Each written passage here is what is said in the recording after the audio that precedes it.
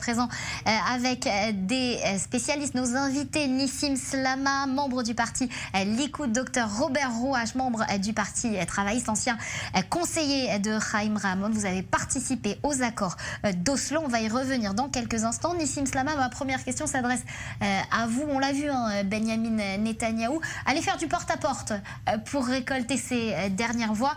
C'est sûr, il joue sa survie politique.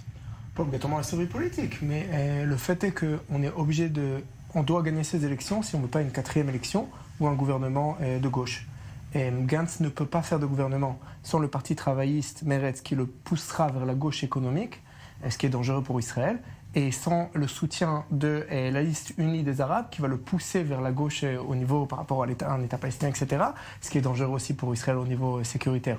Donc oui. C'est la chance surtout pour Israël, pas pour Netanyahou. Moi j'ai eu le sentiment, Robert Rouache, et vous allez me corriger si je me trompe, qu'au cours de ces élections, on a vu Benny Gantz prendre un virage à droite. On a vu Avigdor Lieberman changer complètement de stratégie pour ce troisième scrutin. Je parle précisément.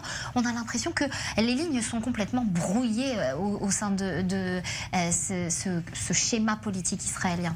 Écoutez, je vais peut-être vous étonner, Nathalie et Nissim, mais je vous dirais que M. Netanyahou a été le meilleur Premier ministre pour la gauche israélienne. Imaginez que M. Netanyahou et M. Trump, pour pas paraphraser Herzl, on pourra dire dans 70 ans qu'il a créé l'État palestinien. Imaginez que dans le plan de Trump, il a réussi à faire avaler à la droite israélienne d'abord l'existence d'un peuple palestinien, l'État palestinien, la division de Jérusalem, le retour des réfugiés et également on va échanger des territoires avec les Palestiniens. Donc si vous voulez, on a perdu au niveau des élections, même si on a 7 députés, 10 députés, 12 députés, c'est pas important. Même si on disparaît de la vie politique israélienne, ce sera pas important. Mais au niveau des idées, il y a un consensus général au niveau de la population israélienne où la gauche israélienne a réussi à imposer ses idées au niveau du peuple israélien. Ah, vous avez le sentiment que la gauche israélienne, elle a encore un poids, elle a une survivance dans le débat aujourd'hui parmi la population israélienne? Aujourd'hui, elle existe. N'oubliez pas, il y a à peine 6 ans, il y avait les manifestations à Rothschild où on a les gens ont demandé, les jeunes ont demandé une justice sociale, c'est de gauche par excellence. N'oubliez pas justement, on a eu l'impression qu'il n'y a pas vraiment eu de réponse. Il y a eu une manifestation, une révolte sociale, une demande sociale, mais il n'y a pas eu de réponse après de la part des députés et de la classe politique. Oui, les idées existent, c'est-à-dire qu'aujourd'hui, on a donné des graines il y a 6-7 ans, mais dans 10 ans, lorsqu'on parle des banquiers qui sont des gangsters, ça change. Lorsque l'on parle de plus de justice sociale, lorsque l'on parle dans les villes périphériques, ce sont des idées de la gauche. Et au niveau des idées de la gauche, on a gagné par chaos par rapport au Likoud, c'est clair et net. Nissim.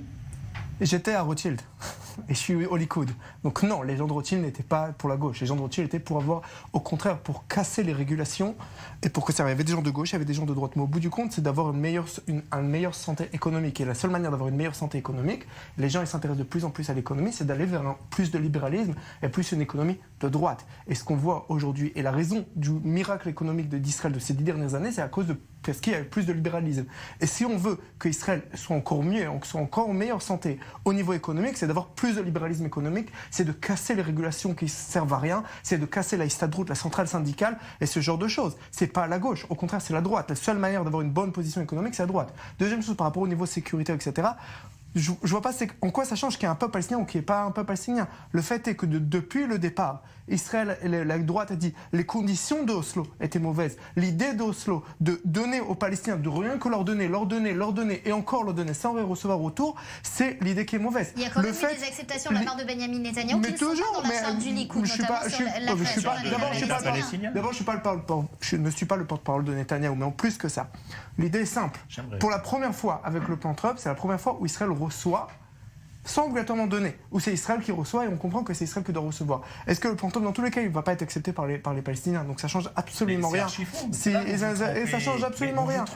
Je peux Écoutez, lorsqu'on voit M. Netanyahou et M. Trump qui ont reconnu la création d'un État palestinien, c'est inespéré pour des gens de gauche. Lorsque l'on voit qu'ils vont diviser Jérusalem, c'est marqué dans le plan Trump qui a été accepté par M. Netanyahou. Et c'est ça qui est important. Et lorsqu'on voit que les réfugiés palestiniens pourront retourner dans le futur État palestinien. Maintenant, sur les accords d'Oslo, apparemment, je suis désolé de peut-être de vous vexer, peut-être que vous ne les avez pas tellement bien lus, ces accords d'Oslo, parce que lorsqu'on parle de ce qu'a gagné l'État d'Israël, vous êtes depuis 12 ans au pouvoir. Pourquoi, bon sang, M. Netanyahou et la droite au pouvoir n'a pas révoqué les accords d'Oslo? M. Trump, en 2 ans, il a réussi à annuler l'accord qui avait été signé avec l'Iran. Pourquoi, monsieur Je vais vous répondre d'ailleurs pourquoi. Parce que si on révoque les accords d'Oslo, ça coûterait à l'État d'Israël 30 milliards de shekels par an. C'est des sommes colossales. Imaginez, sur 30 ans, c'est des sommes qui sont inimaginables. Et c'est la raison uniquement pour laquelle, parce qu'on devrait s'occuper des droits des Palestiniens, des droits sociaux, des droits de santé, des droits également d'infrastructures, etc. La deuxième chose, lorsqu'on parle avec la Jordanie, vous oubliez une chose qu'on a signé la Jordanie suite aux accords d'Oslo. Imaginez qu'aujourd'hui, l'État d'Israël a une ambassade en Jordanie à Amman. Imaginez que nous sommes à la porte de l'Irak, à la porte de l'Iran, à la porte de l'Arabie saoudite. Et c'est ça l'importance stratégique de l'État d'Israël. Et ça, c'est suite aux accords d'Oslo. Une dernière chose, je ne vais pas vous parler des accords d'Oslo parce que c'était la gauche israélienne. On devait recevoir 1 million de juifs de l'Union soviétique. Sans ces accords d'Oslo, jamais on n'aurait reçu les sommes, si vous voulez, que les États-Unis ont prêtées à l'État d'Israël. C'était à l'époque 10 milliards de dollars. D'abord, c'est faux, les sommes elles ont été promises avant les accords. Les sommes ont été promises avant les accords. Mais dans tous les cas, je suis très content que vous souteniez le plan Trump et que vous avez voté aujourd'hui pour le Likoud. Ça me fait très plaisir qu'aujourd'hui vous avez mis que je soutienne les papiers du Likoud.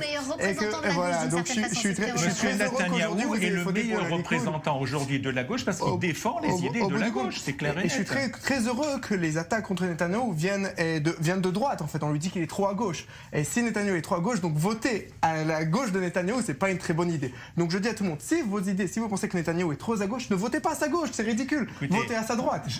Je vous faites la même erreur que vous avez fait à Gush Katif, dans le sens où vous avez toute la droite messianique, vous savez, toutes les sectes, Lubavitch, etc.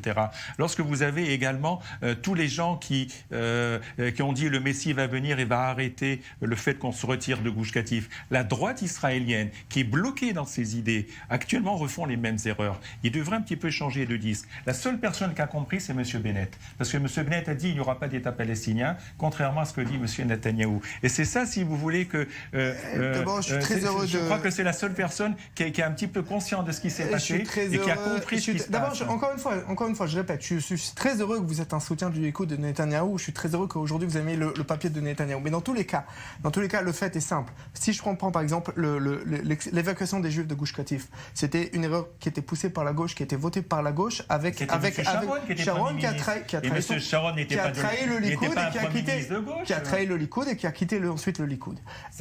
Toute la situation de Gaza. C'est toujours la même question. Est-ce que les meilleures politiques de gauche ne sont pas forcément tout le temps menées par Gaza arrive tout simplement à cause de Oslo. Avant Oslo, il n'y avait pas de problème de Gaza, il n'y avait pas de missiles. Après Oslo, on était obligé de faire. Il y a eu l'évacuation de Gaza, ce qui a provoqué encore plus de violence. Et maintenant, on nous dit regardez, il y a de la violence depuis Gaza et Netanyahou ne sait pas s'en occuper. Excusez-moi, la population, on voit très bien que les politiques de gauche amènent à des morts. Oslo a amené à des milliers de morts. Des autobus qui s'explosaient dans les rues, etc. Personne à droite ne s'oppose à une autonomie palestinienne. Vous parlez des milliards. Personne dans la droite, depuis Begin, ne s'oppose à une autonomie des Palestiniens. Tout le monde est d'accord qu'il faut qu'ils se gèrent eux-mêmes. Tout le monde est d'accord avec ça. Personne n'a de problème avec ça. Le fait est que Oslo, d'amener des terroristes depuis Tunis et de les ramener dans les territoires et de Judée et de Samarie pour qu'ils fassent des attentats et qu'ils arrivent et qu'ils faussent tous les problèmes qu'on a eu après, c'est de la faute de la gauche. Et les gens comprennent. Personne n'est contre les concessions. Écoutez, vous savez, tous les gens, les chefs du Mossad, les chefs des services secrets israéliens ont été nommés par Netanyahou pendant ces 12 dernières années. C'était tous des gens qui étaient de droite. Et à la fin de leur mandat, on les traite de gauchistes, on les traite de gauche. Bon. Et votre haine de la gauche... D'où vous savez qu'ils étaient de droite? On le et sait, d'où vous savez que j'ai une haine de la gauche? Écoutez, j'ai aucune haine de la gauche. Je suis pas d'accord. Cette haine de la gauche, en traitant les gens de gauche qui votent à gauche de traître... Vous attaquez quelqu'un qui n'existe pas. Mais c'est la droite qui fait ça. Vous attaquez quelqu'un qui n'existe pas. J'ai aucune haine de la gauche. La droite n'a aucune haine de la gauche. On peut ne pas être d'accord. Vous vous trompez, vous avez tort. Ça veut pas dire qu'il y a une haine. Qui vous pénètre, c'est la haine de la gauche. Et ça, vous n'avez toujours pas compris. Là, je suis en face de vous, Robert, et je vous dis, je n'ai aucune haine. Et mes amis n'ont aucune haine. Comment on fait, messieurs, pour dépasser tout ça? Ça fait 3 fois que les Israéliens sont appelés aux urnes et on voit bien que les lignes bougent, que c'est de plus en plus flou. Comment on fait pour dépasser tout ça et pour avancer? C'est pas parce que les gens sont élus qu'ils sont intelligents. C'est-à-dire que là, vous allez avoir aujourd'hui 120 députés. C'est pas parce qu'ils sont 120 députés Israéliens qui ont été, qui sont intelligents. Il y a une nouvelle génération d'hommes politiques qui arrive. Lorsqu'on parle que M. Netanyahu a 70 ans, y compris M. Gantz, et lorsque vous avez en Finlande, en Autriche, des jeunes présidents, des jeunes premiers ministres de 34 ans, je pense que nous devons prendre toute la sphère politique israélienne, la mettre de côté. Donc vous me soutenez dans les prochaines primaires parce que je suis plus jeune? Parce que c'est ça l'idée. Si les jeunes sont mieux que les vieux, vous savez que la plupart des jeunes en Israël sont à droite. Tant qu'on est plus âgé, et tant qu'on est plus à gauche, et tant qu'on est plus Nissim Slama qui vient de nous annoncer sa prochaine candidature aux primaires. C'est clair. On doit changer. Je pense que ces élections. Je pense qu'il y a ici des accusations de fausses, de haine ou quoi que ce soit qui sont totalement fausses et qui arrivent absolument de nulle part. Nous, dans tous les cas, moi je suis à droite et je vois tous mes amis, personne et les gens de gauche, on dit comme quoi vous vous trompez et c'est tout. De la même manière que quand Netanyahou dans les années 90, quand il y avait Oslo, quand on a dit que la gauche est traite, il a dit non, ils sont pas traites, juste ils se trompent, ils aiment Israël, ils se trompent. Donc vous aimez Israël et je vous aime et vous êtes mon frère ou même mon oncle, je vous aime et je pense pas du tout que j'ai aucune haine contre vous, vous trompez. Deuxième chose, les jeunes n'ont aucun avantage sur les vieux et les vieux n'ont aucun avantage sur les jeunes. Ceux qui ont raison, ils ont raison, c'est tout. C'est la fête du terrain, c'est la fête de la démocratie pour la 3e fois en un an.